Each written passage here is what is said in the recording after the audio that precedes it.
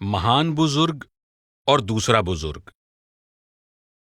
आरंभिक ईसाई धर्म के आध्यात्मिक मार्गदर्शन के बारे में सबसे विस्तारपूर्ण लिखित प्रमाण 6ठी शताब्दी के दो बुजुर्गों, पैलेस्टाइन के बार्सनुफायस और पैगंबर जॉन के पत्रों में मिलता है। बार्सनुफायस महान बुजुर्ग के नाम से प्रसिद्ध थे और जॉन को दूसरे बुजुर्ग के नाम से जाना जाता था।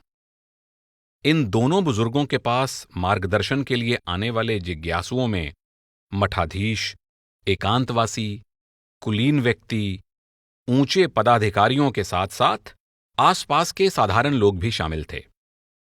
बार्सनुफायस और जॉन के लगभग 850 पत्र उपलब्ध हैं, जो समाज के अलग अलग वर्गों के लोगों को मार्गदर्शन देने के लिए लिखे गए थे। इन पत्रों के अनुवादक और समकालीन विद्वान जॉन क्रिस्सावगिस स्पष्ट करते हैं कि आरंभिक काल के डेजर्ट फादर्स अपने ज्ञान के गूढ़ सार को अपने किसी कथन द्वारा संक्षेप में प्रकट करते थे, परंतु इसके विपरीत बार्सनुफायस और जॉन के पत्रों ने लक्ष्य तक पहुंचाने वाली अलग अलग अवस्थाओं को, एक आध्यात्मिक जिज्ञासु के सभी मतभेदों, दुविधाओं और दुर्बलताओं की अंतहीन प्रक्रिया को उजागर किया है। कहा जाता है कि पैगंबर जॉन की तरह बार्सनुफायस ने भी महान आध्यात्मिक शक्तियों को विकसित कर लिया था, परंतु जैसा कि क्रिस्सावगिस लिखते हैं कि उन बुजुर्गों के सबसे ज्यादा प्रभावशाली और मनमोहक लक्षण न तो सनसनी पैदा करने वाले चमत्कार थे और न ही उनका आकर्षक व्यक्तित्व था। उनका उद्देश्य प्रभावित करने के बजाय प्रेरणा देना था। वास्तव में उन्होंने प्रतीक्षा करती हुई जनता को संबोधित करने के लिए अपनी कोठरियों की शांति को अपनी इच्छा से नहीं छोड़ा था। केवल विनती करने से वे ज्ञान प्रदान नहीं करते थे और न ही अपने सामने प्रस्तुत की गई सारी समस्याओं को हल करने का यत्न करते थे। दूसरों के लिए मार्गदर्शक की भूमिका निभाने वालों को वे यह परामर्श देते थे। हमें इस कथन को याद रखते हुए संक्षेप में बात करनी चाहिए। जब शब्दों की भरमार होती है, तब भूल चूक तो होती ही है।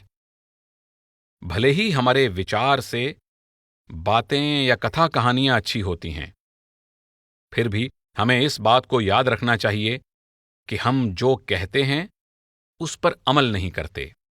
यदि हमारी धारणा है कि इन कथा कहानियों को सुनाकर हम दूसरों को ज्ञान प्रदान कर रहे हैं, तो ऐसा करके हम अपने आप को ही दोषी ठहरा रहे हैं, क्योंकि हम स्वयं इन बातों पर अमल नहीं करते।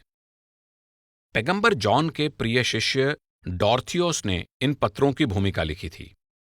यहां डॉर्थियोस पाठकों को चेतावनी देते हैं कि वे इस बात को ध्यान में रखें कि ये पत्र न तो धार्मिक सिद्धांतों को समझाने के लिए और न ही कोई आम नियम निर्धारित करने के लिए लिखे गए थे, बल्कि उन बुजुर्गों ने ये पत्र अलग अलग लोगों को लिखे थे ताकि हर व्यक्ति उन वचनों को ग्रहण कर सके। सारे उपदेश सभी लोगों के लिए उपयुक्त नहीं होते। ये बुजुर्ग प्रायः प्रश्नकर्ताओं के अपरिपक्व विचारों को ध्यान में रखते हुए प्रश्नों के उत्तर देते थे और बड़ी सावधानी से उनके स्तर पर आ जाते थे ताकि प्रश्न पूछने वाले निराशा में ना डूब जाएं। इसलिए हमें किसी विशेष व्यक्ति की विशेष दुर्बलता के लिए प्रेमपूर्वक कहे शब्दों को एक सामान्य नियम नहीं समझना चाहिए, बल्कि हमें तुरंत समझ जाना चाहिए कि संतों ने निश्चित रूप से प्रश्नकर्ता को निजी रूप से उत्तर दिया है। इन पत्रों में विविधता होने के बावजूद भी एक समानता थी, और वह थी बुजुर्गों और उनसे मार्गदर्शन प्राप्त करने वालों के बीच भाईचारे का संबंध। वे बुजुर्ग अपने आप को अपने संघर्षशील ब्रदर्स से श्रेष्ठ नहीं समझते थे।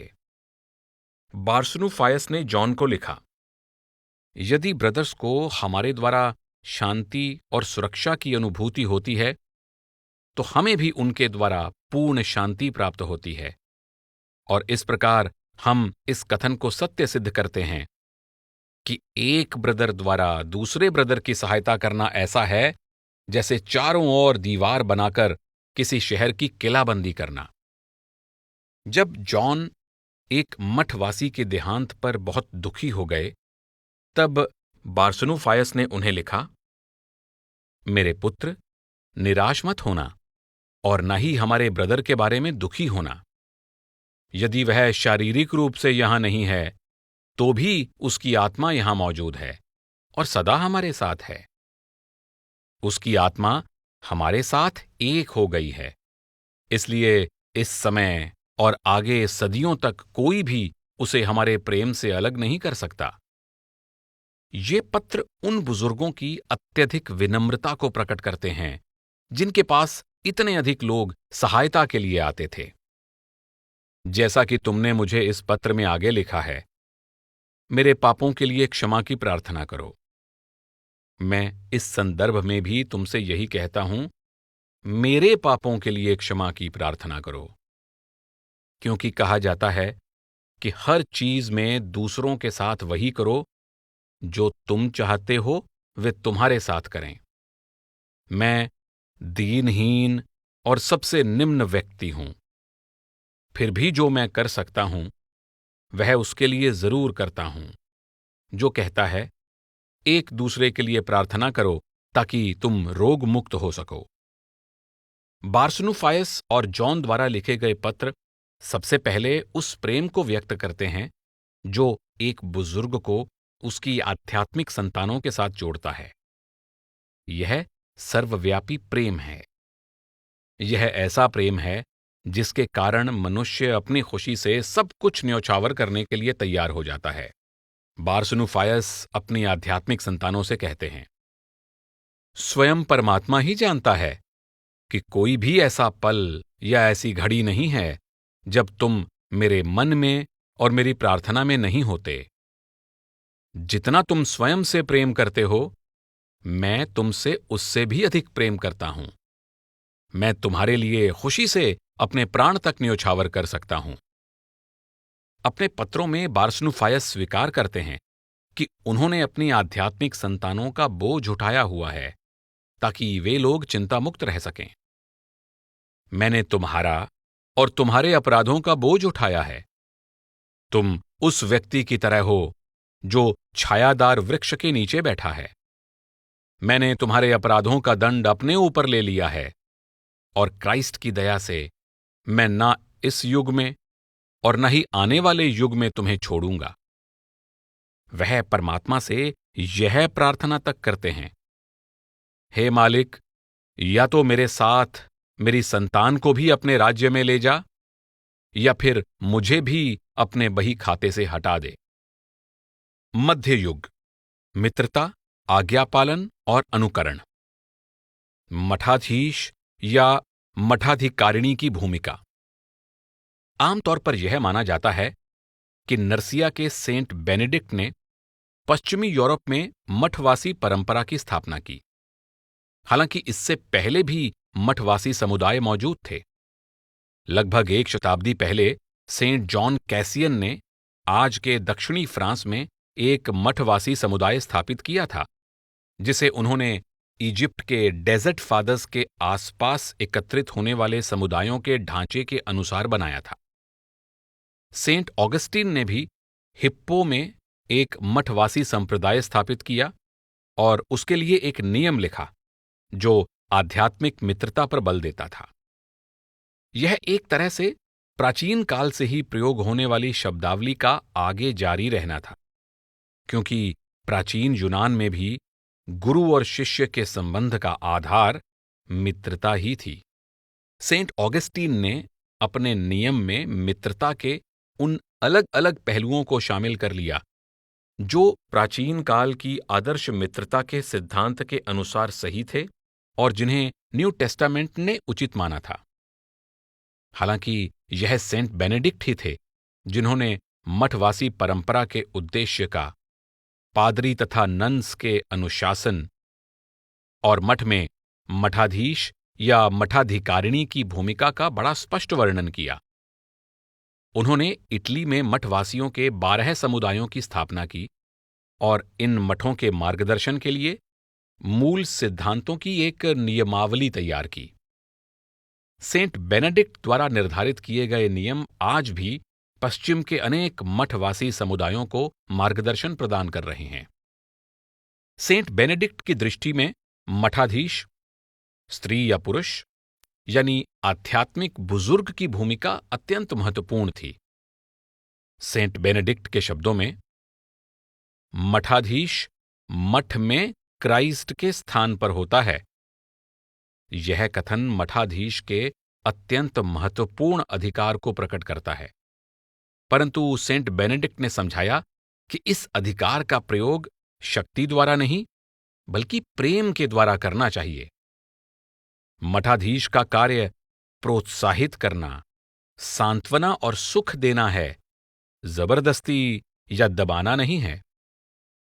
जो मठाधीश मठ का अध्यक्ष बनने योग्य है, उसे हमेशा याद रखना चाहिए कि उसे किस नाम से पुकारा जाता है और उसे उस नाम पर खरा उतरना चाहिए, क्योंकि यह माना जाता है कि वह मठ में क्राइस्ट के स्थान पर है और उसे क्राइस्ट के ही एक नाम से पुकारा जाता है, जिसे धर्म प्रचारक के इस कथन से लिया गया है, आपको क्राइस्ट के परिवार में स्वीकार कर लिया गया है, जिसके फलस्वरूप हम आपको अब्बा या फादर कहकर पुकारते हैं।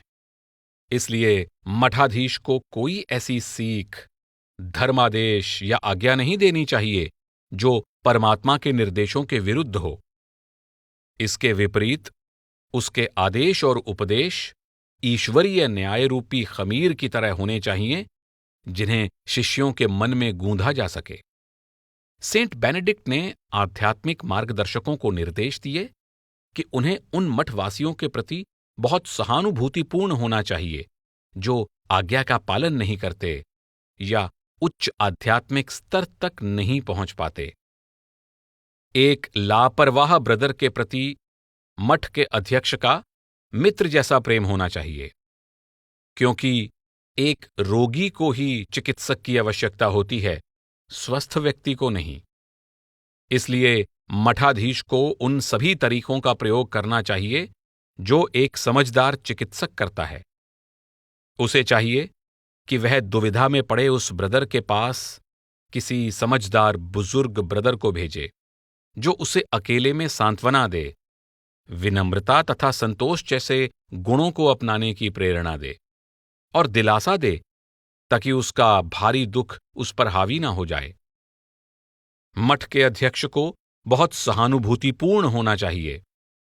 उसे पूरी सूझबूझ और लगन के साथ कार्य करना चाहिए, ताकि उसे सौंपी गई किसी भी भेड़ को वह खो ना दे।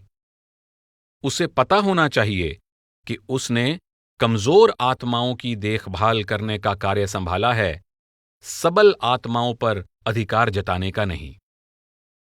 मठाध्यक्ष यानी पुरुष या स्त्री केवल एक शिक्षक नहीं है जो आध्यात्मिक समुदाय के सदस्यों को सिद्धांतों की शिक्षा देता है, और ना ही वह केवल नियमों को लागू करने वाला व्यक्ति है।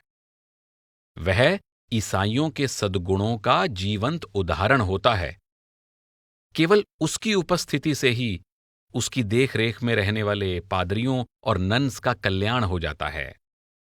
उसका आचरण और तौर तरीका भी उतना ही मार्गदर्शन प्रदान करता है जितना कि शायद ही कोई ज्ञान देने वाला सिद्धांत करता होगा। सेंट बेनेडिक्ट निर्देश देते हैं, जब किसी व्यक्ति को मठाध्यक्ष का पद प्राप्त हो जाता है, तब उसे अपने शिष्यों को 2 तरीकों से सिखाना चाहिए। पहले उसे शब्दों के बजाय अपने कर्मों द्वारा वह सब दर्शाना चाहिए जो शुभ और पवित्र है। यह ठीक है कि समझदार व्यक्तियों के लिए वह प्रभु के निर्देशों को शब्दों द्वारा समझा सकता है, परंतु कठोर और सीधे सादे लोगों के लिए उसे एक उदाहरण बनकर अपने जीवन में उस दिव्य उपदेश को प्रकट करना चाहिए।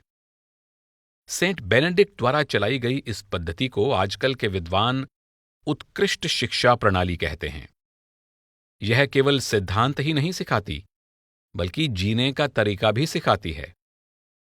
गुरु का अनुकरण करने की प्रक्रिया द्वारा शिष्य में गुरु के चरित्र की विशेषताएं तथा उनके उच्च गुण समा जाते हैं और प्रेम प्यार के माध्यम से वह उन गुणों को ग्रहण कर लेता है। शिष्य अपने गुरु से किस प्रकार सीखता है, इसका अंतर्बोध मध्यकालीन यूरोप की संस्कृति में इतनी गहराई से समाया हुआ था जिसकी आज कल्पना करना भी कठिन है। 9वीं, 10वीं और 11वीं शताब्दी में पूरे यूरोप के कैथेड्रल स्कूल्स, जहां भावी पादरियों और दरबारियों को शिक्षा दी जाती थी, इस उत्कृष्ट शिक्षा प्रणाली के प्रतीक बन गए थे। यहां सीधे मौखिक रूप से ज्ञान प्रदान किया जाता था और गुरु ही सबसे महत्वपूर्ण व्यक्ति होता था। उदाहरण के लिए 1030 के दशक के दौरान वर्सबर्ग के कैथेड्रल स्कूलों के विद्यार्थी अपने सम्माननीय गुरु पॉर्नोल्फ के मार्गदर्शन में ली गई एक सामूहिक प्रतिज्ञा द्वारा अपने आप को एक समुदाय के अंतर्गत एक दूसरे से जुड़ा हुआ मानते थे। इस प्रकार कैथेड्रल स्कूल में शिक्षा और आध्यात्मिक मार्गदर्शन एक साथ दिया जाता था। गुरु की प्रभावशाली उपस्थिति द्वारा विद्यार्थियों में उच्च कोटि का प्रेम उत्पन्न होता था। इस शिक्षा प्रणाली की प्रेरणा का स्रोत ल्यूक 6:40 में संकलित क्राइस्ट के ये वचन थे, जिस व्यक्ति को पूर्ण प्रशिक्षण प्राप्त हो जाएगा वह अपने गुरु जैसा बन जाएगा। 11वीं शताब्दी में गुरु या शिक्षक केवल एक विशेष विषय ही नहीं पढ़ाते थे, बल्कि उन्हें उच्च लोक का दूत या व्याख्याकार समझा जाता था। वह ज्ञान का, उच्च नैतिक मूल्यों और दया का साकार रूप होते थे। संक्षेप में कहा जा सकता है, वह स्वयं समूचा पाठ्यक्रम है। उनकी मौजूदगी विद्यार्थियों में शक्ति का संचार करती है, उनको अपने जादुई आभा मंडल में समेट लेती है और उनको बदलकर अपना रूप बना लेती है, अपने जैसा बना लेती है। व्यक्तित्व के इस परिवर्तन के लिए शिक्षक का अनुकरण जैसे नीरस शब्दों का प्रयोग करने से इसका महत्व कम हो जाता था, परंतु यही इस शिक्षा प्रणाली का मुख्य तत्व था, जिसका आधार शिक्षक का प्रभावशाली व्यक्तित्व था। पूर्वी रूढ़िवादी बुजुर्ग। 1054 ईस्वी में ईसाई चर्च 2 भागों में विभाजित हो गया। इसके बाद कॉन्स्टेंटिनोपल में स्थित पूर्वी रूढ़िवादी चर्च ने खासतौर पर पूर्वी यूरोप और एशिया माइनर के ईसाइयों का मार्गदर्शन करना आरंभ कर दिया, और रोम में स्थित रोमन कैथोलिक चर्च ने पश्चिमी यूरोप के ईसाइयों का। पूर्वी रूढ़िवादी चर्च डेजर्ट फादर्स द्वारा विकसित की गई आध्यात्मिक मार्गदर्शन की परंपराओं से दृढ़तापूर्वक जुड़े रहे। उन्होंने अनेक पीढ़ियों के अध्यात्म ज्ञानी बुजुर्गों की रचनाओं को सुरक्षित रखा और उनका अध्ययन किया। 4वीं शताब्दी से 15वीं शताब्दी के दौरान लिखी गई इन रचनाओं के विशाल संग्रह को अंत में फिलोकालिया नामक शीर्षक के अंतर्गत प्रकाशित किया गया। फिलोकालिया में आरंभ से अंत तक आध्यात्मिक मार्गदर्शक की आवश्यकता पर बल दिया गया है। जैसा कि साइनाई के सेंट ग्रेगरी लिखते हैं, यदि किसी व्यक्ति को प्रार्थना के दौरान होने वाले अनुभव सुनी सुनाई बातों द्वारा या पढ़कर होते हैं, तो वह अपने मार्ग से भटक जाएगा, क्योंकि उसका कोई मार्गदर्शक नहीं है। इसी प्रकार साइनाई के सेंट ग्रेगरी के शिष्य कैलिस्टस, जो बाद में कॉन्स्टेंटिनोपल के मुखिया बन गए, लिखते हैं, यदि कोई व्यक्ति एक निपुण दिशा निर्देशक के बिना समुद्र के पार जाने का खतरा मोल नहीं लेगा, यदि कोई व्यक्ति एक अनुभवी शिक्षक के बिना किसी विज्ञान या कला को सीखने का प्रयास नहीं करेगा, तो फिर जिस कला में सारी कलाएं समाहित हैं और जिस विज्ञान में सारे विज्ञान समाहित हैं, उसे किसी अनुभवी मार्गदर्शक के बिना सीखने का, परमात्मा तक पहुंचाने वाले रहस्यमय मार्ग पर चलने का और मन के अथाह सागर में यात्रा करने का साहस कौन करेगा? और उसे कैसे विश्वास होगा कि बिना मार्गदर्शक, दिशा निर्देशक और पूर्ण अनुभवी गुरु के वह अपने लक्ष्य तक पहुंच पाएगा? न्यू थियोलॉजियन सेंट सिम्योन उन बुजुर्गों में से हैं जिनकी रचनाएं फिलोकालिया में शामिल हैं। उन्होंने मठवासी और उसके आध्यात्मिक पिता के आध्यात्मिक संबंध के बारे में बड़े प्रभावशाली विचार प्रकट किए हैं। अपने आध्यात्मिक पिता के हाथों में सब कुछ इस तरह से सौंप देना मानो परमात्मा को सौंप दिया है, एक ऐसा कार्य है जो पूरा विश्वास दर्शाता है। जिस व्यक्ति को अपने पिता में और परमात्मा में दृढ़ विश्वास पैदा हो गया है, उसे अपने पिता को देखकर ऐसा लगता है कि वह स्वयं क्राइस्ट को देख रहा है। अपने आध्यात्मिक पिता के प्रति सिम्योन की भक्ति इस बात को स्पष्ट रूप से प्रकट करती है कि वह उन्हें मनुष्य नहीं बल्कि परमात्मा का रूप समझते थे। सिम्योन का जन्म एक उच्च कुल में हुआ था। उनकी प्राथमिक शिक्षा का उद्देश्य उन्हें राजनीतिक जीवन के लिए तैयार करना था, परंतु 14 वर्ष की आयु में उन्हें अपने आध्यात्मिक पिता सिम्योन स्टुडिटे मिल गए, जो एक साधारण मठवासी थे और जिन्हें एक पादरी बनने लायक शिक्षा भी नहीं मिली थी। नवयुवक सिम्योन उसी समय मठ में दाखिल होना चाहते थे, परंतु सिम्योन स्टुडिटे ने उन्हें अपनी शिक्षा जारी रखने और किसी कुलीन व्यक्ति के घर पर काम करने का आदेश दिया।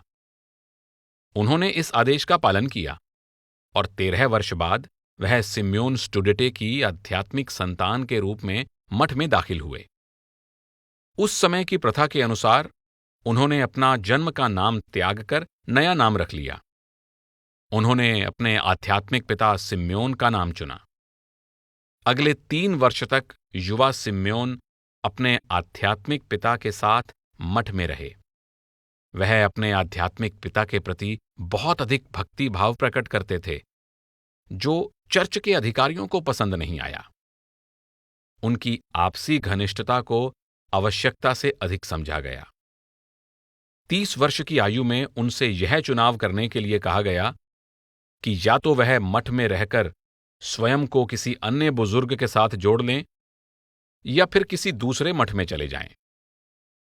उन्होंने दूसरे मठ में जाना पसंद किया, परंतु अपने आध्यात्मिक पिता के साथ संपर्क बनाए रखा। सिम्योन स्टुडिटे की मृत्यु के बाद के वर्षों में जब स्वयं छोटे सिम्योन के कई शिष्य बन गए, तब भी वह अपने स्वर्गीय आध्यात्मिक पिता के प्रति वैसी ही श्रद्धा प्रकट करते रहे जो चर्च के अधिकारियों को आवश्यकता से अधिक लगती थी। सिम्योन समझाते थे कि भले ही सिम्योन स्टुडिटे को चर्च में पादरी नियुक्त नहीं किया गया, परंतु वह ऐसे व्यक्ति थे जिनको परमात्मा का साक्षात्कार हो गया था और जिनके अंदर अपनी शरण में आने वालों को पाप मुक्त करने का सामर्थ्य था। चर्च के अधिकारियों ने उन्हें आदेश दिया कि वह यह परंपरा विरोधी उपदेश देना बंद कर दें, परंतु उन्होंने इसे स्वीकार नहीं किया, जिसके फलस्वरूप उन्हें वहां से निकाल दिया गया। परंतु वह जहां गए, उनके बहुत से शिष्य भी उनके पीछे पीछे वहां पहुंच गए। अंत में सेंट सिम्योन को वापस आने की अनुमति दे दी गई।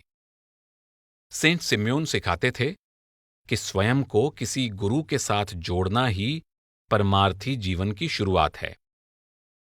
जैसा कि उनकी जीवनी लिखने वाले उनके शिष्य निकीटस स्टिटाटॉस लिखते हैं, वैराग्य के मार्ग पर यदि तुम सही मनोवृत्ति के साथ कदम नहीं रखते, यानी आरंभ से ही तुम गुरु और मार्गदर्शक को अपनाने से इनकार कर देते हो और अपने आप को निपुण समझते हुए स्वयं अपने निर्णय पर भरोसा करते हो, तो तुम परमार्थी जीवन का मजाक उड़ा रहे हो।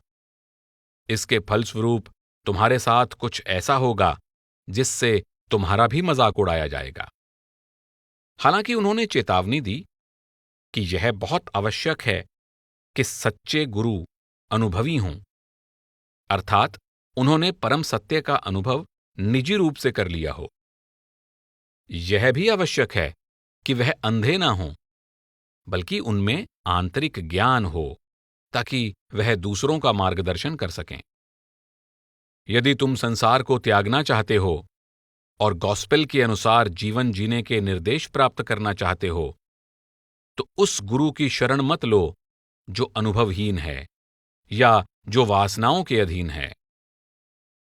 आंसुओं और प्रार्थना के साथ परमात्मा से याचना करो कि वह तुम्हारे पास एक ऐसा मार्गदर्शक भेजे जो उदार हृदय और पावन हो। यदि एक अंधा व्यक्ति दूसरों का मार्गदर्शन करने की जिम्मेदारी लेता है तो वह धोखेबाज है और अपना अनुसरण करने वालों को विनाश के गड्ढे में गिरा देगा। जैसा कि क्राइस्ट ने कहा है, यदि एक अंधा दूसरे अंधे का मार्गदर्शन करता है तो दोनों गड्ढे में गिर जाएंगे। वह समझाते थे कि आध्यात्मिक पिता को एक डॉक्टर से भी अधिक निपुण होना चाहिए। अपने गुरु सिम्योन के उपदेश को याद करते हुए स्टीटाटॉस कहते हैं कि गुरु का कार्य आत्मा के रोगों का उपचार करना है और इसके लिए उत्तम आध्यात्मिक प्रशिक्षण और अभ्यास की आवश्यकता है। शारीरिक रोगों को पहचानना जटिल कार्य है और कुछ लोग ही सही अर्थों में इसमें निपुण होते हैं, परंतु आत्मिक रोगों को पहचानना इससे कहीं अधिक जटिल है। आत्मा शरीर से श्रेष्ठ है, इसलिए इसके रोग भी सबको दिखाई देने वाले शरीर के रोगों की तुलना में अधिक जटिल होते हैं, जिन्हें समझना बहुत कठिन है। अंत में पूर्वी रूढ़िवादी चर्च ने सिम्योन को सेंट घोषित कर दिया और उन्हें न्यू थियोलॉजियन की उपाधि दे दी।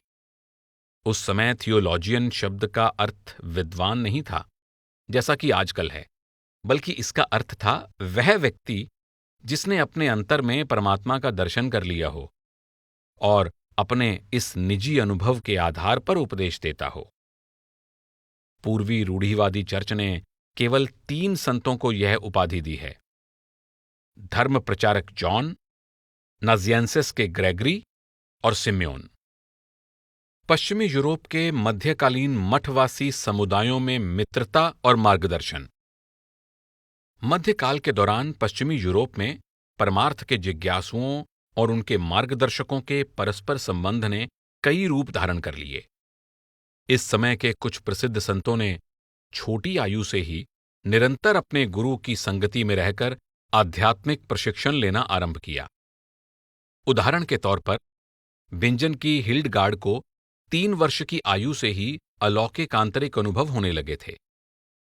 जब वह 8 वर्ष की हुईं, तब उन्हें पूर्व ज्ञानी यूटा वॉन स्पाइहाम के पास रहने और शिक्षा प्राप्त करने के लिए भेज दिया गया, जो डिसअबोर्डेनबर्ग ईसाई मठ में रहने वाली नन्स की अध्यक्षा थीं और उन्हें दिव्य भविष्यवक्ता कहा जाता था।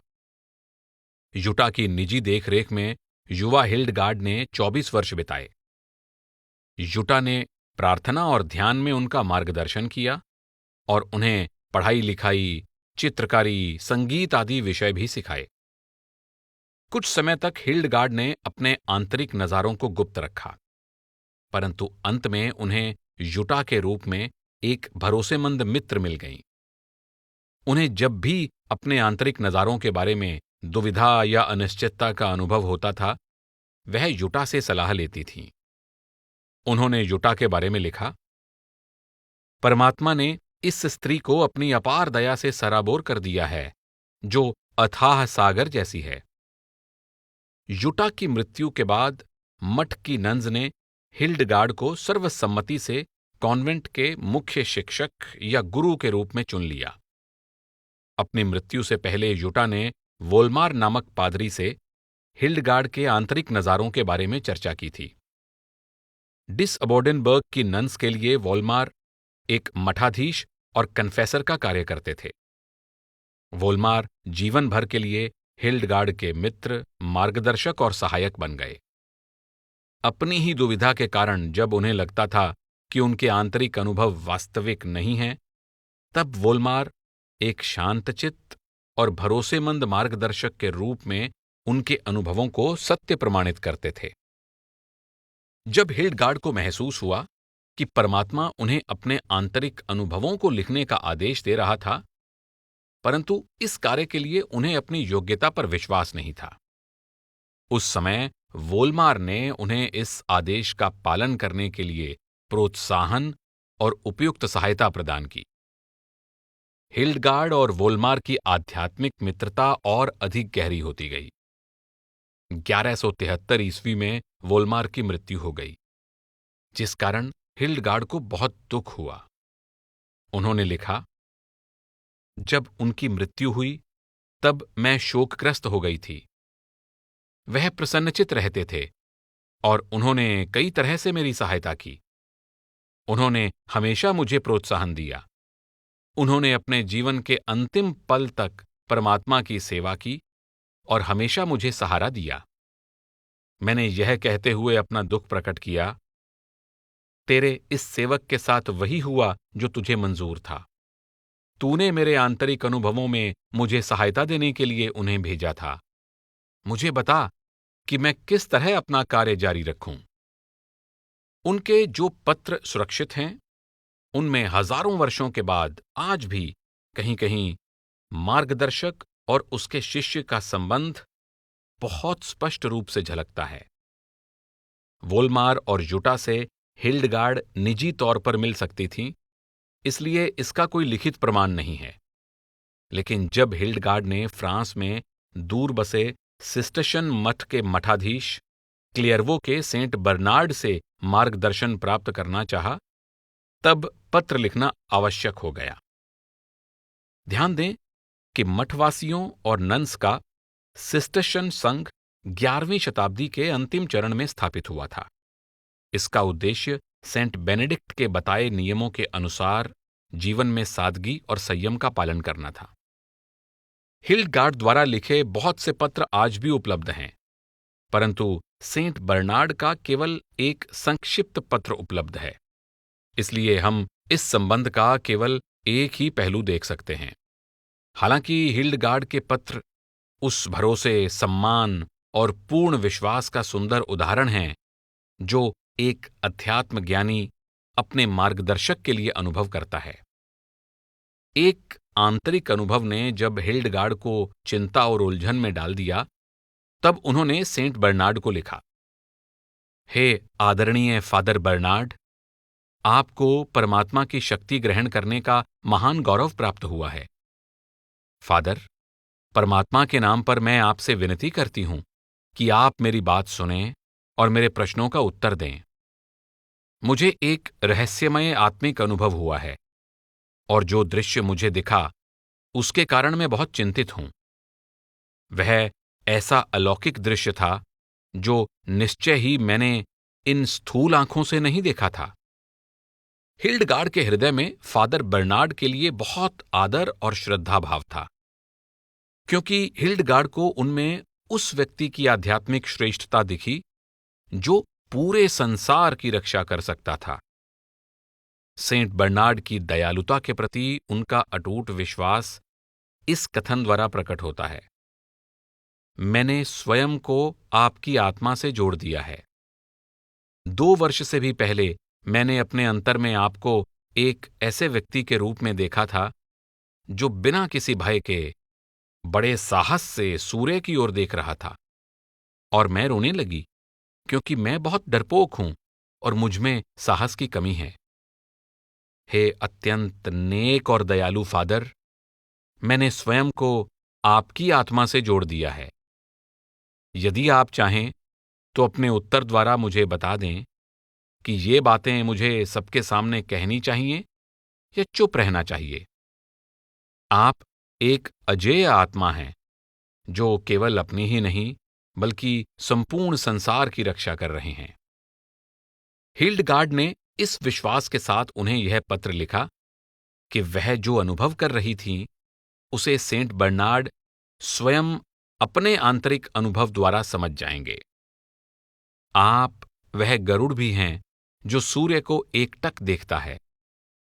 मैं पिता परमेश्वर की प्रशांतता द्वारा, उसके अलौकिक शब्द द्वारा, पश्चाताप के मीठे आंसुओं और उस सच्ची होली स्पिरिट द्वारा, उस पवित्र ध्वनि द्वारा जो हर व्यक्ति के अंदर गूंज रही है, और स्वयं उस शब्द के द्वारा जिससे पूरा संसार उत्पन्न हुआ है, आपसे प्रार्थना करती हूं।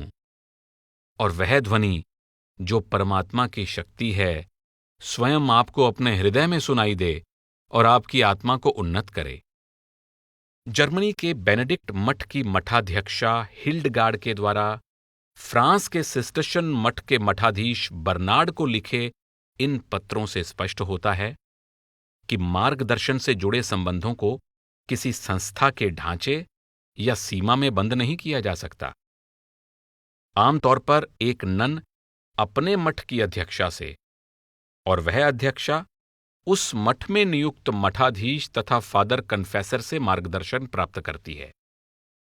परंतु जब आवश्यकता महसूस हुई तो हिल्डगार्ड ने जर्मनी के बेनेडिक्ट समुदाय में रहते हुए फ्रांस के सिस्टर्शन समुदाय के पुण्यशील मार्गदर्शक की खोज कर ली। इस प्रकार उन्होंने मठ और संस्कृति दोनों की सीमाएं पार कर लीं। वह जानती थीं कि वह मार्गदर्शक उन्हें समझ सकेगा और उनकी सहायता करेगा। हालांकि अपने मठवासी समुदाय के बाहर भी मार्गदर्शन प्राप्त करना संभव था, परंतु मठवासियों को प्रायः अपने मठ में ही आध्यात्मिक मित्रता और मार्गदर्शन प्राप्त हो जाता था। इस समय के दौरान इंग्लैंड में रिवो एबी नामक एक सिस्टर्शन मठ विशेष रूप से प्रसिद्ध हो गया, जिसका कारण उस समुदाय के सदस्यों के बीच दृढ़ और स्थायी आध्यात्मिक मित्रता की शक्ति थी। 12वीं शताब्दी में रिवो के इलरैड ने इस छोटे मठ के मठाधीश का कार्य संभाला। उनकी स्पिरिचुअल फ्रेंडशिप नामक रचना निस्संदेह इस विषय पर लिखी गई मध्यकाल की सबसे अधिक भावपूर्ण रचना है। मठवासियों की अनेक पीढ़ियों पर, विशेष रूप से सिस्टर्शन मठवासियों पर इस रचना का बहुत गहरा प्रभाव पड़ा। प्रश्न उत्तर शैली में लिखे गए एक प्रसिद्ध संवाद में इलरैड का शिष्य ईवो उनसे आध्यात्मिक मित्रता के बारे में समझाने की विनती करता है। इलरैड समझाते हैं कि आध्यात्मिक मित्रता सांसारिक मित्रता से पूरी तरह अलग है। वह कहते हैं कि सांसारिक मित्र को जब मित्र के द्वारा कोई लाभ प्राप्त होने की उम्मीद नहीं रहती तो वह तुरंत मित्र को छोड़ देता है, परंतु आध्यात्मिक मित्रता की चाहत किसी सांसारिक पदार्थ के लिए नहीं करनी चाहिए और न ही मित्रता के अलावा किसी दूसरे कारण से करनी चाहिए, बल्कि मित्रता के अपने महत्व के कारण और हृदय की सच्ची भावना से करनी चाहिए, ताकि मित्रता के सिवाय कोई अन्य लाभ या इनाम प्राप्त न हो। सेंट जॉन के गॉस्पेल में क्राइस्ट के शब्दों का उल्लेख करते हुए इलरैड ने आध्यात्मिक मित्रता को आध्यात्मिक उन्नति का माध्यम बताया है, जिसके द्वारा अंत में सफलता प्राप्त होती है। सच्ची मित्रता में व्यक्ति अपना सुधार करके उन्नति करता है और परिपूर्ण अवस्था की ओर बढ़ते हुए वह आनंद का अनुभव करता है और सफलता प्राप्त करता है। इलरैड के शिष्य उन्हें आदरणीय फादर कहते थे। यह केवल एक सम्माननीय उपाधि ही नहीं थी, बल्कि वे इस आत्मीयता को वास्तव में अनुभव करते थे। इलरैड के देहांत के बाद रिवो के मैथ्यू ने आध्यात्मिक मित्रता के इस अटूट बंधन को कविता के रूप में अभिव्यक्त किया। ठंड का मौसम अपनी ठंडक खो देगा, बर्फ में सफेदी नहीं रहेगी। रात अंधेरे के बिना, आकाश तारों के बिना, दिन प्रकाश के बिना हो जाएगा। फूल अपनी सुंदरता खो देगा, झरने अपना पानी और समुद्र अपनी मछलियां, वृक्ष अपने पक्षी, जंगल अपने जानवर गंवा देंगे। धरती अपनी फसल गंवा देगी। ये सब घटनाएं घटित हो जाएंगी। इससे पहले कि कोई हमारे प्रेम के बंधन को तोड़े, इससे पहले कि मैं अपने हृदय से तुमसे प्रेम करना बंद कर दूं। संसार में रहते हुए परमात्मा को समर्पित जीवन। जो स्त्री और पुरुष अपना जीवन परमात्मा को समर्पित करना चाहते थे, उनसे एकांत में रहने का आग्रह किया जाता था, अर्थात शहरों और नगरों के सांसारिक जीवन को त्याग कर उनसे किसी मान्यता प्राप्त ईसाई मठ में रहने के लिए कहा जाता था। परंतु इस नियम के कुछ अपवाद भी थे। बेगिन्स ऐसी अध्यात्म ज्ञानी स्त्रियां थीं जो ईसाई मठों की सीमा में बंद नहीं रहती थीं। वे गहन आध्यात्मिक जीवन व्यतीत करते हुए स्वयं अपनी आजीविका कमाती थीं और निस्वार्थ सेवा करती थीं। बेगिन्स स्त्रियों का उद्देश्य अपने अंतर में परमात्मा की पहचान करना, परमात्मा के साथ एक हो जाना था। वह सामुदायिक घरों में रहती थीं, जो प्रायः शहरों में होते थे।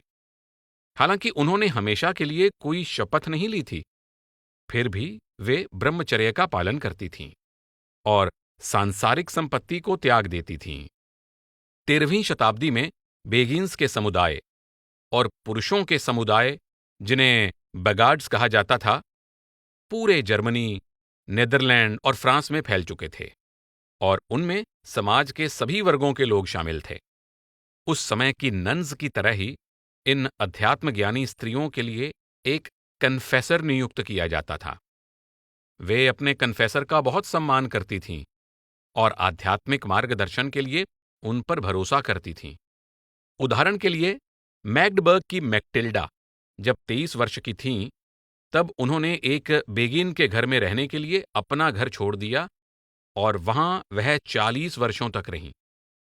जब उन्हें लगा कि परमात्मा उनसे अपने आंतरिक अनुभवों को लिखने का आग्रह कर रहा है, तब भी उन्हें ऐसा करने में बहुत संकोच हो रहा था। वह अपनी आध्यात्मिक मार्गदर्शक हेनरी ऑफ हेली के पास सहायता और मार्गदर्शन के लिए गईं। उनके मार्गदर्शक ने उन्हें परमात्मा के आदेश का पालन करने में किस प्रकार से सहायता की, इसके बारे में उन्होंने लिखा है। मैं दीनहीन स्त्री शर्म से कांपती हुई अपने कन्फेसर के पास गई और उनसे मार्गदर्शन के लिए प्रार्थना की। उन्होंने कहा कि मुझे खुशी खुशी आगे बढ़ना चाहिए। जिस परमात्मा ने मुझे पुकारा है, वही मेरी संभाल करेगा। तब उन्होंने मुझे वह कार्य करने का आदेश दिया जिसके लिए अपनी अयोग्यता नजर आने के कारण मैं अक्सर शर्मिंदा होकर रो पड़ती थी कि मेरे जैसी दीनहीन, घृणा योग्य, तुच्छ स्त्री को परमात्मा की रजा से यह पुस्तक लिखनी है। ऐसा प्रतीत होता है कि बेगिन्स स्त्रियों ने भी अपने समुदाय में आध्यात्मिक मार्गदर्शक का कार्य किया था। यह शायद उन्होंने अनौपचारिक रूप से किया होगा। एंटवर्प की हेडविच नेदरलैंड्स की सबसे प्रसिद्ध बेगिन स्त्री थीं। हेडविच ने आत्मा और परमात्मा के दिव्य मिलाप के बारे में लिखा है। वे आनंदमग्न होकर एक दूसरे में समाये हुए हैं।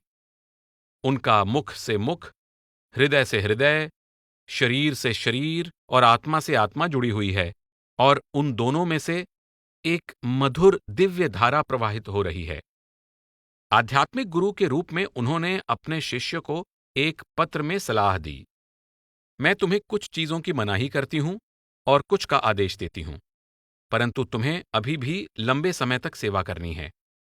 मैं तुम्हें उस विशेष अभ्यास को करने से रोकती हूं जिसकी परमात्मा द्वारा मुझे मनाही थी, परंतु तुम्हें अभी भी प्रेमपूर्ण कार्यों को करने के लिए कठिन परिश्रम करना होगा, जैसा कि मैंने स्वयं लंबे समय तक किया है, जैसा कि प्रेम करने वाले मित्रों ने किया है और अभी भी कर रहे हैं।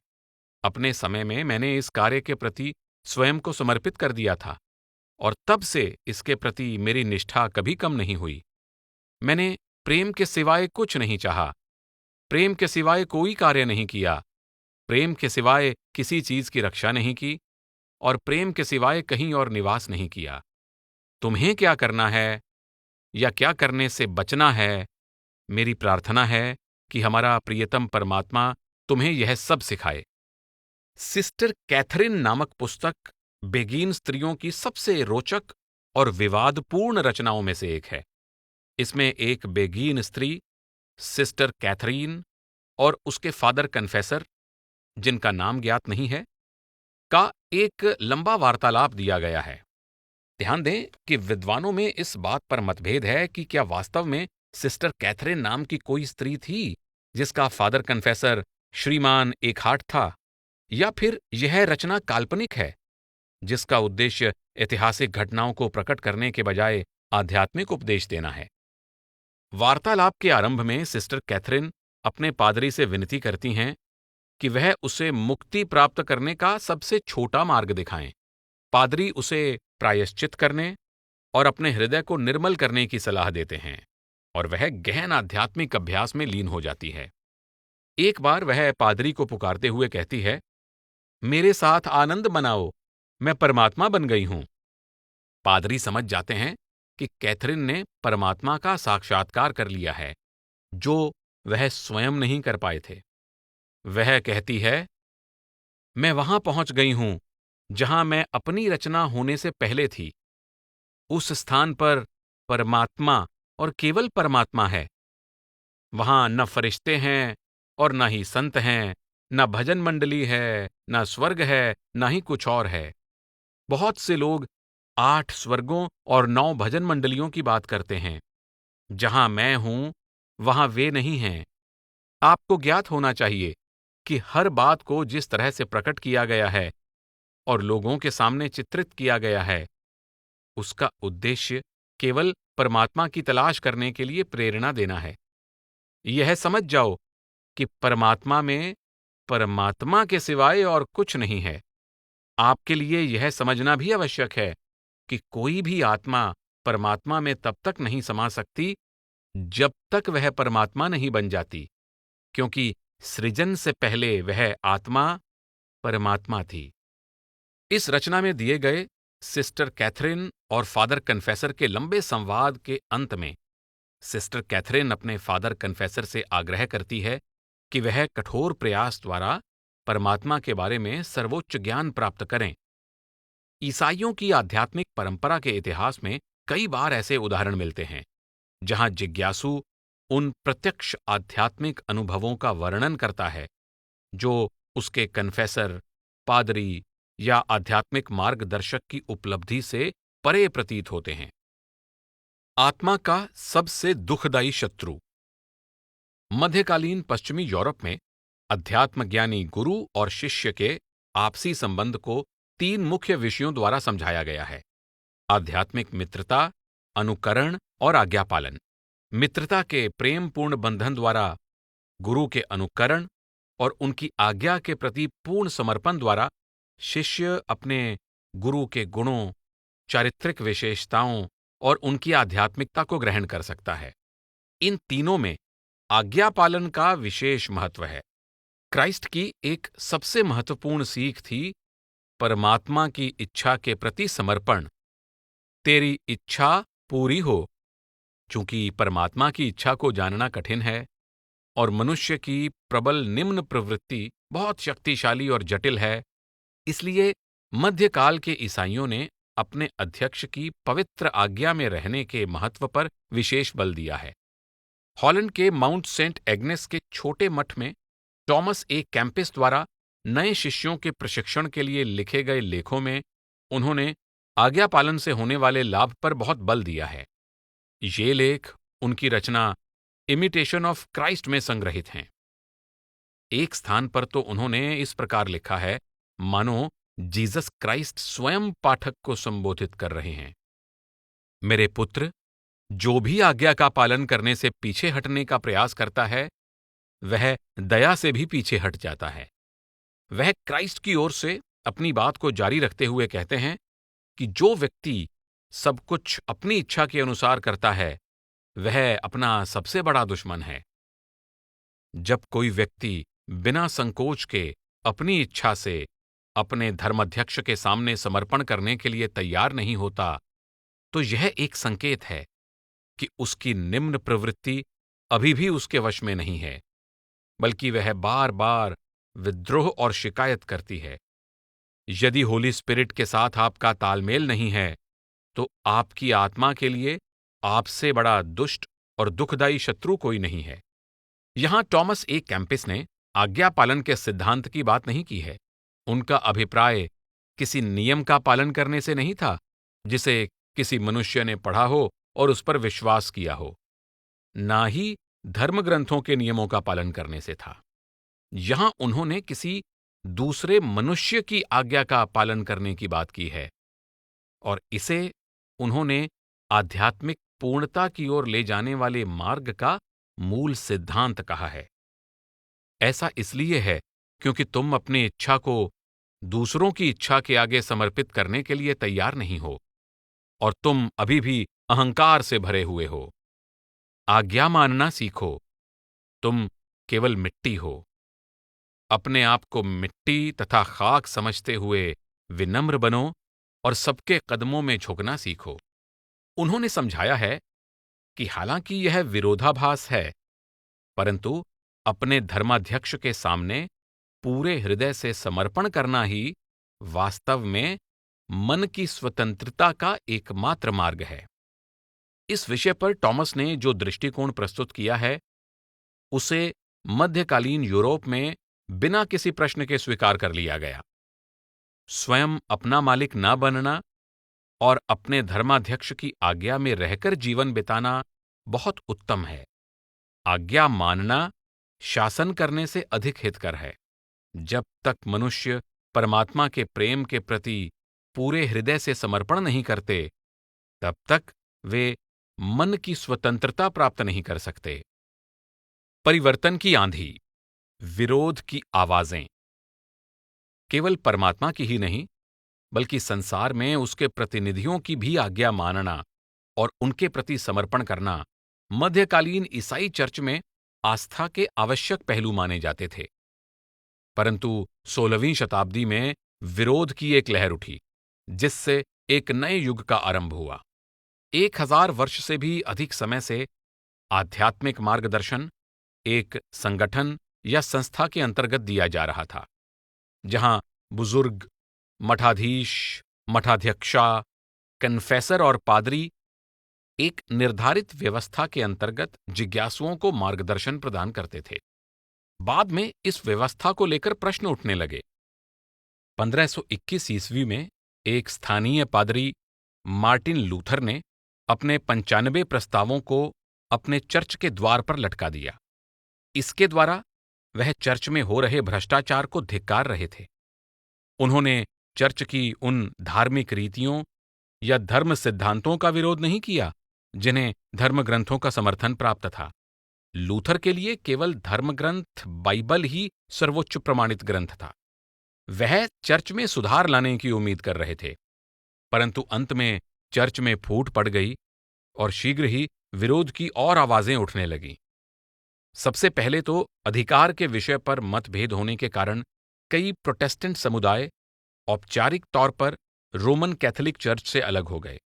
कैथोलिक चर्च का दावा था कि उसके धार्मिक विधान को दंड देने और क्षमा करने का, धर्म ग्रंथों की व्याख्या करने का और सिद्धांतों के बारे में निर्णय लेने का सर्वोच्च अधिकार है। आरंभ के प्रोटेस्टेंट गिरजाघरों ने आध्यात्मिकता से संबंधित अधिकार योग्य पादरियों के स्थान पर धर्म ग्रंथों को सौंप दिया। वास्तव में प्रोटेस्टेंट ईसाई फिर से जीसस के मूल आध्यात्मिक उपदेश को जानना चाहते थे और उन उपदेशों को समझने के लिए वे धर्म ग्रंथों में खोजबीन करने लगे। उन्होंने बहुत गहराई और लगन से अध्ययन किया और बाइबल की अलग अलग व्याख्याएं की, जिसका परिणाम यह हुआ कि अगले 200 वर्षों में बहुत से अलग अलग प्रोटेस्टेंट चर्च स्थापित हो गए। एक बात से सभी प्रोटेस्टेंट चर्च सहमत थे कि सभी ईसाइयों की, चाहे वे अमीर हों या गरीब, अपने पवित्र ग्रंथ तक पहुंच होनी चाहिए। यहां तक कि जब पुस्तकें दुर्लभ और महंगी थीं, तब भी धर्म ग्रंथ की एक बड़ी प्रति चर्च में आम जनता के लिए रख दी जाती थी, ताकि चर्च में आने वाले सभी लोगों के लिए यह ग्रंथ उपलब्ध हो। हालांकि इस बात पर बल दिया जाता था कि सभी लोगों को स्वयं धर्म ग्रंथ पढ़कर उस पर विचार करना चाहिए। इसके बावजूद एक निष्ठावान प्रोटेस्टेंट को अपने पादरियों के मार्गदर्शन की और अपने उन साथियों के सहयोग की आवश्यकता और चाहत थी जो पावन मित्रता की भावना के साथ चर्च में एकत्रित होते थे। आरंभ से ही ईसाई धर्म में यह विचार गहराई से समाया हुआ था कि किसी जीते जागते मनुष्य के मार्गदर्शन के बिना केवल धर्म ग्रंथों को पढ़ने से सच्चा ज्ञान प्राप्त करना कठिन है। कहा जाता है कि फिलिप इवेंजलिस्ट नामक बुजुर्ग, जिनको जीसस के धर्म प्रचारकों ने अपने कार्य में सहायता के लिए नियुक्त किया था, एक बार रेगिस्तान से गुजर रहे थे। तब उनको एक व्यक्ति मिला जो हिब्रू बाइबल में से आइजिया की किताब पढ़ रहा था। फिलिप ने उससे पूछा, तुम जो पढ़ रहे हो, क्या तुम उसे समझ रहे हो? उसने कहा, जब तक कोई मुझे समझाएगा नहीं, मैं इसे कैसे समझ सकता हूं? फिर उसने फिलिप को अपने पास बैठने के लिए कहा। फिलिप बैठ गए और जब वह उन काव्य पंक्तियों का अर्थ समझाने लगे, तब उस व्यक्ति को इतना गहरा अंतर्ज्ञान प्राप्त हुआ कि उसने बपतिस्मा यानी दीक्षा के लिए विनती की। हालांकि बहुत से प्रोटेस्टेंट ईसाइयों ने प्रतिदिन बाइबल को पढ़ने का नियम बना लिया था, परंतु प्रोटेस्टेंट आंदोलन के आरंभिक धर्माध्यक्षों का विश्वास था कि गॉस्पेल को जब बोलकर पढ़ा जाता है, तब वह सजीव हो जाता है। मार्टिन लूथर इस बात पर बल देते थे कि बाइबल को एक ऊंची पुकार, एक मौखिक बुलावा बने रहना चाहिए। इतिहासकार कैरन आर्मस्ट्रॉन्ग का कहना है कि लूथर इस बात पर विश्वास करते थे कि परमात्मा के संदेश को लिखित ग्रंथ तक ही सीमित नहीं किया जा सकता। इसे मनुष्य द्वारा बोलकर दिए गए उपदेश, प्रवचन, भजन और गीतों के माध्यम से सजीव करना आवश्यक है।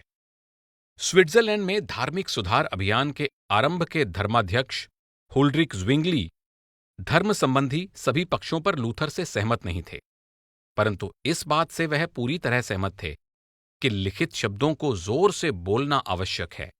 ज़्विंगली के उपदेश को संक्षेप में प्रस्तुत करते हुए आर्मस्ट्रॉन्ग कहते हैं, बाइबल के लेखकों की तरह ही एक प्रचारक को होली स्पिरिट के द्वारा मार्गदर्शन प्राप्त होता था। इसलिए ज़्विंगली अपने उपदेश को पैगंबर का उपदेश मानते थे। उनका कार्य था लिखित शब्दों को बोलकर सजीव करना और समाज में उन्हें एक जीवंत शक्ति का रूप देना। प्रत्येक प्रोटेस्टेंट अध्यक्ष अपने तरीके से अपनी धर्मसभा का मार्गदर्शन करने का प्रयत्न कर रहा था, ताकि भक्तजन ईसाइयों के आध्यात्मिक ज्ञान का सीधा, व्यक्तिगत और सहज रूप से अनुभव कर सकें। इसलिए बहुत से प्रोटेस्टेंट धार्मिक विधि विधान के लिए लैटिन भाषा का प्रयोग करने की उपयोगिता पर कई प्रश्न उठाने लगे। क्या भक्तों को उपदेश अपनी भाषा में सुनना और पढ़ना नहीं चाहिए? वे जिन शब्दों को प्रार्थना के लिए बोलते हैं, क्या उन्हें उनका अर्थ नहीं समझना चाहिए? क्या संदेश सबसे महत्वपूर्ण नहीं है? इस तरह प्रोटेस्टेंट चर्च में पूजा अर्चना के कार्यों से ध्यान हट गया और प्रवचन पर केंद्रित हो गया। धर्माचार्य का कार्य केवल औपचारिक विधि विधान का पालन करने में भक्तजनों का नेतृत्व करना ही नहीं था, बल्कि आध्यात्मिक सत्य के बारे में प्रभावशाली संदेश देना और व्यक्तिगत उदाहरण द्वारा उन्हें प्रेरणा देना भी था। प्रोटेस्टेंट सुधारवादी अभियान के बाद ईसाई धर्म के उभरते हुए स्वरूपों को इस प्रश्न के साथ जूझना पड़ा कि परमात्मा के निकट जाने के इच्छुक लोगों को मार्गदर्शन और सहारा देने के लिए धर्माचार्यों को कैसे चुना जाए और उन्हें यह अधिकार कैसे दिया जाए। भक्तों का मार्गदर्शन करने में धर्म प्रचारकों, पादरियों, धर्माचार्यों, बुजुर्गों अथवा धर्माधिकारियों की क्या भूमिका थी? कोई पदवी किसी व्यक्ति को कौन से परमार्थी अधिकार देती थी? इन प्रश्नों के बारे में विभिन्न प्रोटेस्टेंट चर्च अलग अलग निष्कर्ष पर पहुंचे। एक तरफ एंग्लिकन चर्च थे, जहां रोमन कैथोलिक चर्च की तरह सर्वोच्च अधिकार क्रम से आर्कबिशप, बिशप और फिर स्थानीय पादरी को दिया जाता था। दूसरी तरफ कई प्रोटेस्टेंट शाखाएं धर्मसभा के इस उदाहरण का अनुसरण करती थीं, जिसे सबसे पहले रॉबर्ट ब्राउन ने सामने रखा था, जहां स्थानीय धर्मसभाओं के सभी सदस्यों को बराबर का दर्जा दिया जाता था और चर्च की कार्यवाही से संबंधित निर्णय में सभी सदस्य भाग लेते थे। परंतु इसका सदस्य बनने के लिए केवल हस्ताक्षर करना ही काफी नहीं था। प्रत्येक व्यक्ति को प्रमाणित करना पड़ता था कि उसके अंदर सच्चा आंतरिक परिवर्तन हो चुका है। इस बात को जानने के लिए प्रत्येक धर्मसभा एक धर्माधिकारी को नियुक्त करती थी, ताकि वह सच्चे आध्यात्मिक अनुभव और भावनाओं की उथल-पुथल या झूठे दिखावे के बीच अंतर कर सके। विभिन्न प्रोटेस्टेंट समुदायों में आपसी मतभेद के बावजूद वे सभी आमतौर पर इस बात से सहमत थे कि भक्तिपूर्ण और पूर्णतः पवित्र जीवन जीने के लिए सब कुछ त्याग कर मठों में रहना आवश्यक नहीं था। उनका विश्वास था कि मठों की चार दीवारी में बंद रहने से और बिना किसी प्रश्न के मठाधीश की आज्ञा मानने से मनुष्य परमात्मा के निकट नहीं पहुंच जाता। संसार में रहते हुए, कामकाज करते हुए, विवाह के बाद बच्चों की परवरिश करते हुए भी मनुष्य आध्यात्मिक जीवन के प्रति पूरी तरह समर्पित रह सकता है। हालांकि यहां पर विभिन्न प्रोटेस्टेंट धर्माध्यक्षों के बारे में और क्राइस्ट पर केंद्रित जीवन जीने के उनके अलग अलग तरीकों के बारे में चर्चा करना असंभव है। फिर भी यहां कुछ प्रेरणादायक धर्माचार्यों के उदाहरण कहे गए हैं जिन्होंने स्वयं उदाहरण बनकर और अपने उपदेश द्वारा लोगों को परमात्मा के निकट पहुंचने में सहायता की। क्राइस्ट के प्रेम में पूरी तरह तल्लीन। सैमुअल रथफर्ड प्रोटेस्टेंट सुधारवादी अभियान के सबसे प्रसिद्ध धर्माध्यक्षों में से नहीं थे और न ही उनके बहुत अधिक अनुयायी थे। वह स्कॉटलैंड में एनवथ की एक छोटी पैरिश के धर्माचार्य थे जो कैसल कोडनिस के पास थी। ध्यान दें कि पैरिश किसी पादरी की देखरेख में सौंपा गया इलाका है जहां के ईसाई लोग एक ही चर्च में पादरी के पास धार्मिक कार्यों और मार्गदर्शन आदि के लिए जाते हैं। जब उन्हें निर्वासित कर दिया गया था, उस दौरान उन्होंने अपने पैरिश के लोगों को पत्र लिखे। इस तरह वह एक लिखित प्रमाण छोड़ गए जिसमें अपने पैरिश के लोगों का मार्गदर्शन करते हुए एक प्रोटेस्टेंट धर्माचार्य का बड़ा प्रभावशाली और विस्तारपूर्वक वर्णन किया गया है। उनके पैरिश के लोगों को जब भारी दुखों का सामना करना पड़ा, तब उन्होंने सलाह दी कि उन्हें अपने जीवन की हर परिस्थिति को अपने दिव्य प्रियतम की देन समझना चाहिए। उन्होंने एक स्त्री को लिखा, इसलिए मैडम, यह जानकर निश्चिंत हो जाओ कि जिसे सब कुछ स्पष्ट रूप से दिखता है, उसने आपके सिर पर दुख का प्रत्येक प्याला अपने दयालु हाथ से पकड़ा हुआ है। ऐसा कभी नहीं सोचो कि आपका कोमल हृदय मुक्तिदाता आपके प्याले में रत्ती भर भी विष मिलाएगा। फिर संतों जैसे धैर्य के साथ वह प्याला पी लो। प्रयत्न करो, संघर्ष करो, आगे बढ़ो, ध्यान से देखो, डरो, भरोसा रखो और प्रार्थना करो। लोगों के अत्यंत दुख और दुर्भाग्य के समय में वह दृढ़तापूर्वक इस सर्वोच्च सत्य की ओर संकेत करते थे। मैडम, यहां के किसी भी वृक्ष पर अपना घोंसला मत बनाओ, क्योंकि परमात्मा ने यह पूरा जंगल मृत्यु को बेच दिया है। चाहे वह किसी श्रद्धालु किसान को सलाह दे रहे होते थे या किसी ऊंचे कुल के पाखंडी, स्वार्थी, लोभी या निर्दयी व्यक्ति को, उनके शब्द सदा कोमल परंतु दृढ़ होते थे। रथफर्ड ने एक ऊंचे कुल के व्यक्ति को उसका अंतिम समय आने पर समझाया, जब तक तुम्हारी सारी कायरता, पदवी की लालसा और छलपूर्ण जीवन तुम्हारे अत्यंत घिनौने पापों की तीखी चुभन के साथ तुम्हारी मृत्यु शैया पर तुम्हारे सामने नहीं आ जाता, ज्यादा गहराई में जाकर परख करो। ऐसा रथफर्ड ने उस मरते हुए सामंत से कहा। जिस व्यक्ति ने अपने जीवन में दूसरों को इतना अधिक दुख पहुंचाया था, उससे ज्यादा गहराई में जाकर परख करने का आग्रह करने से रथफर्ड का उद्देश्य उसे सजा देना नहीं था, बल्कि उन्हें उम्मीद थी कि शायद उस पर दया हो जाए और वह शांति से शरीर त्याग सके। 2 शताब्दियों के बाद रेवरेंड अलेक्जेंडर व्हाइट ने सैमुअल रथफर्ड के बारे में क्रम से भाषण दिए। व्हाइट ने कहा, एनवथ में उनके पैरिश के लोगों के लिए रथफर्ड के जीवन में कुछ ऐसा था जो पूरी तरह से अलौकिक और दिव्य था। अपने पैरिश के लोगों के मन और हृदय तक पहुंचने की शक्ति उन्हें क्राइस्ट के प्रति अपने प्रबल और आनंदमय प्रेम द्वारा प्राप्त हुई थी। उनकी प्रबल इच्छा थी कि उनके पैरिश के लोग भी इस प्रेम को महसूस कर सकें। वह चाहते थे कि वे सभी क्राइस्ट के प्रेम में पूरी तरह तल्लीन हो जाएं। मैरियन मेनॉट नाम की एक स्त्री अक्सर उनके चर्च में आती थी। हालांकि वह काफी दूर रहती थी और किसी दूसरे पैरिश की थी। उसने कहा, हालांकि दूसरे धर्माचार्य परमात्मा की दिव्यता को और मेरे मन के रोगों को मेरे सामने प्रकट करते हैं, और ये दोनों कार्य सैमुअल साहब भी करते हैं, परंतु वह मुझे क्राइस्ट के सुंदर रूप के दर्शन भी करवाते हैं, जो कोई दूसरा पादरी कभी नहीं करवाता। इसलिए मैं बार बार एनवथ जाती हूं। अपने पैरिश के विनम्र और श्रद्धालु लोगों के साथ साथ कठोर हृदय और स्वार्थी लोगों को उपदेश और सहारा देने का सैमुअल रथफर्ड का एक ही उद्देश्य था, कि वे लोग भी उनकी तरह क्राइस्ट के साथ प्रीति भोज का आनंद उठा सकें। उन्होंने लिखा, मैं चाहता हूं कि तुम मेरे प्रीति भोज में भाग लो, तुम हमारे प्रभु की शरण लो, और वह तुम्हें अपने प्रेम से सराबोर कर देंगे, जैसे उन्होंने मुझे कई बार किया है।